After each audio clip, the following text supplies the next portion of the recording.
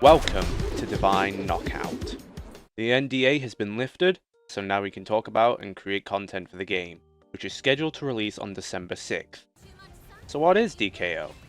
DKO is a fighting game with unique features such as a third-person camera view and implementing abilities into the game. DKO is set within the SMITE Universe, with 11 characters to boot. These characters are Amaterasu, Athena, Hercules, Izanami, King Arthur, Sol, Susano, Thanatos, Thor, Ymir, and an upcoming addition, Zeus. You start off with Amaterasu, Hercules, and Sol, but you can also unlock King Arthur by completing the tutorial, which teaches you the basics of the game, such as using abilities and the dodge mechanic, which allows you to immune hazards and damage from other characters, whether it be basic attacks or abilities, which is on a 2-second cooldown. Every god comes with a unique set of 3 abilities and 1 ultimate ability, which needs to be charged by either dealing or taking damage. In these 3 abilities, one will always be a movement ability, which allows the character to recover if unable to by other means, such as using either basic attacks or the dodge. Every god also comes with a set of talents, which 4 are given automatically when you unlock the character, and you can unlock the rest through just by playing the god and leveling them up in the god pass, which means that there are no monetary values behind this. Talents are small, little changes that you can mix and match to create a powerful combination for your god, or change it to make it unique and better to your playstyle. The God Pass is designed in a way to reward you for continuously playing a god. These rewards can include the talents, which I've mentioned, stars, which are one of 3 currencies available in the game, and XP boosters, up until you're able to max it out at Mastery 20, which will then reward you with a golden skin for the character that you're leveling.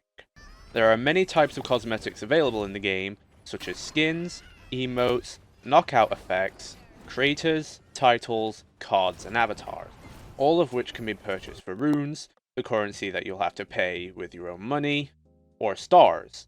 These cosmetics can vary in rarity, but ones such as epic, labeled skins, will have custom ability effects and audio lines in the game, but do not provide a tactical advantage. The other rarities for skins, such as common or rare, will only change the appearance of the character. You can also purchase gods for runes, but alternatively, you can also purchase them with god tokens. God tokens are rewarded after every milestone you achieve on your profile, which is achieved by leveling up the gods. There are 3 types of mode you can play in this game, which is the standard 3v3 arcade, 2v2 brawl, and 1v1 duel, which you will unlock after winning 5 and 7 PvP games respectively. There are currently 4 game modes present within the game on launch, which are Knockout, which is the standard mode where you fight to the death until you knock out 8 people, Oddball, in which one member of your team will hold a crown in order to be able to score points. 100 points are needed to win. Coin Blitz, in which you will collect coins that are dropped on the ground and score them in a vault to score points. 100 points are needed to also win this mode. And lastly, King of the Hill, which will open up 3 zones on the map. One will be available and rotate between the players, and you have to contest that zone on the map to be able to score points, in which you need 100 to win. After a match will complete, players will be allowed to vote on the next map and game mode that they want to play, in which the game will then randomly decide which one it will pick out of the pool of all of the players, unless all players have unanimously voted for the same map and mode, in which then you will be put directly into the map and mode that has been chosen by all players. Games will always be played out to a best of 5. Whichever team scores 3 first will win the whole game and it will be concluded, but this can be prolonged by enemy teams winning games or even causing draws to occur.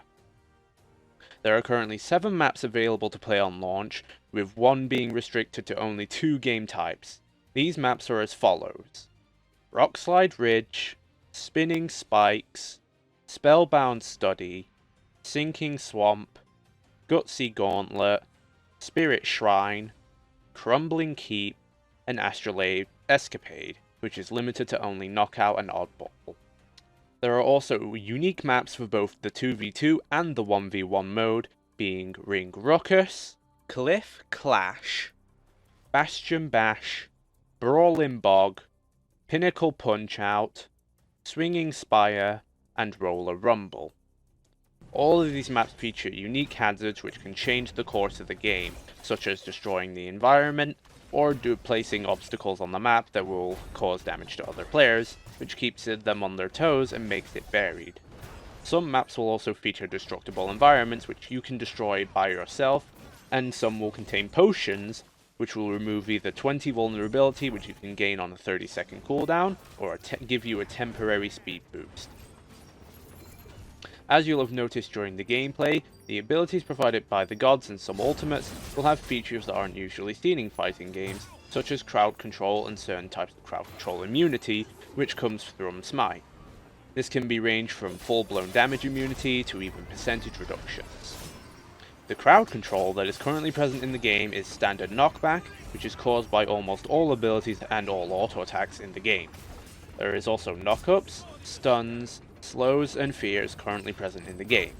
Some characters also introduce new types of mechanics, such as parry, which is only present on Athena, and reintroduces other SMITE mechanics, such as crit, which is only present on Amaterasu, and Thor.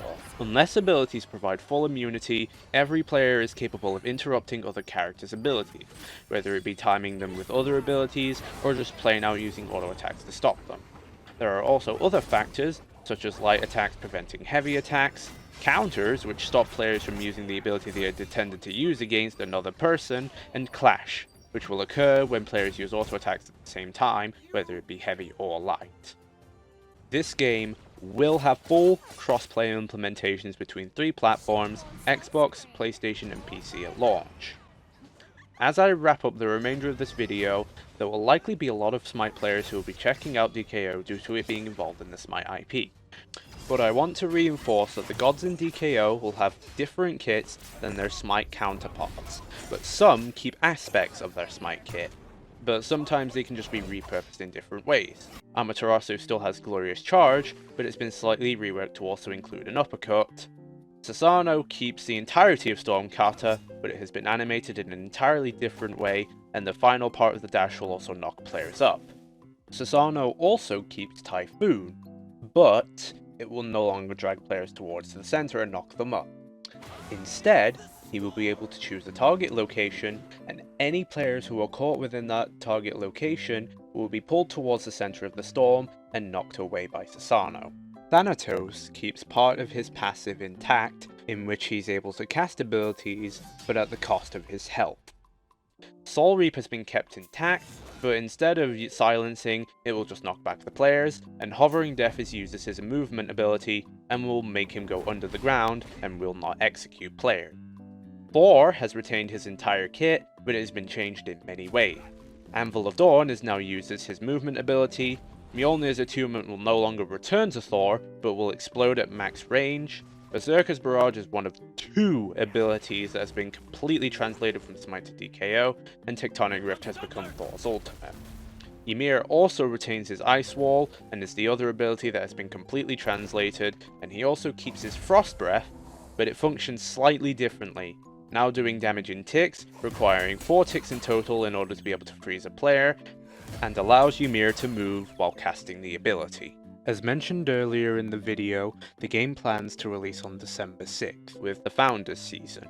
This season will only be available to alpha testers who have already got access to the game, and to people who have purchased either the Founders or the Ultimate Edition of the game, which provide different rewards, varying at $25 for the Founders and $50 for the Ultimate Edition.